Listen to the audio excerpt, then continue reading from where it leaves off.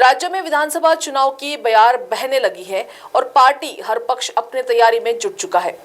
आगामी विधानसभा चुनाव को लेकर राज्य में स्थित भारतीय जनता पार्टी, शिवसेना शिंदे गठ तथा अजित पवार के राष्ट्रवादी कांग्रेस की सरकार द्वारा मतदाताओं को लुभाने हेतु लाडली बहन योजना, सुकन्या समृद्धि योजना, माझी कन्या भाग्यश्री, लेक लाड़की योजना, महिला उद्योगिनी योजना, महिला समृद्धि योजना, मुफ्त शिक्षण योजना, महिलाओं को सफर में 50% छूट, एसटी कामगार, आंगनवाड़ी सेविका, सरपंच आदि के मानधन में बढ़ोतरी आदि जैसी योजनाओं की सीढ़ी बनाकर राज्य में फिर से सत्ता हासिल करने की जुगत लगाकर महिला मतदाताओं को लुभाने की कोशिश कर रही है। इतना सब करने पर भी राज्य में सत्ताधारी पार्टियों को चुनाव में अपनी नैया डगमगाती दिखाई दे रही है, जिसके लिए राज्य के मुख्यमंत्री एकनाथ शिंदे, उप मुख्यमंत्री देवेंद्र फडणवीस तथा अजित पवार राज्य में जगह जगह महिलाओं के भव्य मनोमिलन सम्मेलन आयोजित कर उनके मतों पर डोरे डाले जा रहे हैं। यह तो आने वाला चुनाव ही तय करेगा कि राज्य सरकार द्वारा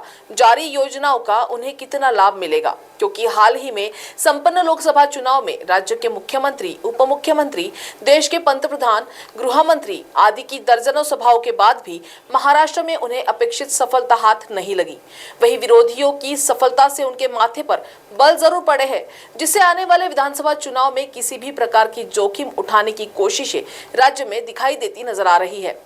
केदार पर लाडली बहन योजना बंद कराने के लगे आरोप। हाल ही में संपन्न लोकसभा चुनाव में रामटेक, वर्धा लोकसभा चुनाव में भारतीय जनता पार्टी पर भारी पड़ अपने प्रत्याशी को चुनकर आने वाले राज्य के पूर्व मंत्री तथा सावनेर कलमेश्वर विधानसभा क्षेत्र के पूर्व विधायक सुनील केदार का बढ़ता कद देख भाजपा के वरिष्ठ नेताओं की हवा टाइट हो रही है, जिसके चलते भारतीय जनता पार्टी खुले मंच से सुनील केदार को घेरने के लिए उन पर उन्होंने किसी सभा में राज्य में अगर उनकी सत्ता आई तो सर्वप्रथम राज्य सरकार द्वारा जारी लाडली बहन योजना बंद कराने का आरोप लगाकर महिलाओं को बरगलाने का कार्य पिछले कुछ दिनों से किया जा रहा है। आदरणीय सुनील केदार साहेबांचं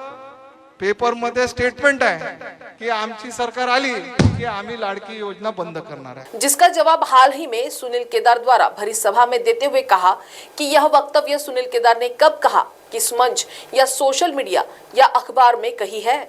उसके प्रमाण दो। अगर प्रमाण सही है तो यह सुनील केदार राजनीतिक संन्यास लेगा और अगर ये बात झूठ है तो मुझ पर आरोप लगाने वाले नागपुर के संविधान चौक में पहुंचकर कान पकड़कर माफी मांगे, क्योंकि अगर मैं यानी सुनील केदार अगर गलत है तो राजनीतिक संन्यास ले लूंगा, पर सत्ता और कुर्सी के लोभी राजनीतिक संन्यास लेने की हिम्मत नहीं जुटा पाएंगे। इसलिए आप अपने गलत वक्तव्य तथा मेरे खिलाफ फैलाई जा रही अफवाहों की कान पकड़कर माफी मांगे। मुझ पर लगाए जाने वाले हर आरोपों का जवाब विरोधियों को आगामी विधानसभा चुनाव में जरूर मिलेगा, ऐसा दंभ सुनील केदार द्वारा भरी सभा में दिया जा रहा है। पण आज अनाशी तू आता मुलगीच आहे माझी, तू संधावला हा बाप काही कमी नाही आहे, मी कधी करणार त्या सगळ्या व्यक्तिमत्वाला हा सुनील केदार पुन्हा तर माझं सोशल मीडिया ऑन नाही, पुन्हा तर सोशल मीडियावर सांगून टाका त्या ठिकाणी, एकदा तुम्ही सिद्ध करून टाका, नाहीतर नागपूरच्या व्हेरायटी चौकामध्ये, संविधान चौकामध्ये येऊन कान पकडून उड्या बशा मारा। आणि मी म्हटलं असेल तर मी आपल्या सगळ्याला सांगतो, याच्यानंतर कधी कुठली निवडणूक लढणार नाही, माझं सिद्ध करून दाखवलं तर मी राजकीय संन्यास घेऊन टाकेल। समजा मी लाडकी बहिणाबद्दल काही उलट बोललो असेल त्या ठिकाणी नाही, तर तुम्ही त्या संविधान चौकामध्ये डॉक्टर बाबासाहेब आंबेडकरच्या पुढं कान पकडून उठा बशा मारा। संन्यास तुम्ही घेणार नाही, तुमची अवकाश नाही संन्यास द्यायची राजकारणाची, कारण तुमचं जीवनच त्याच्यावर आहे, आमचं जीवन त्याच्यावर नाही त्या ठिकाणी, एवढं काय समजून गेलं। महाराष्ट्र टीवी 24 के लिए किशोर ढूंढेले, सावनेर।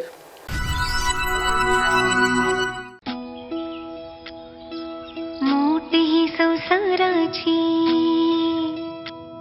तू अन्नपूर्णेची सावली, संस्कारात तूच खरी, तूच माय माऊली, तूच माय माऊली।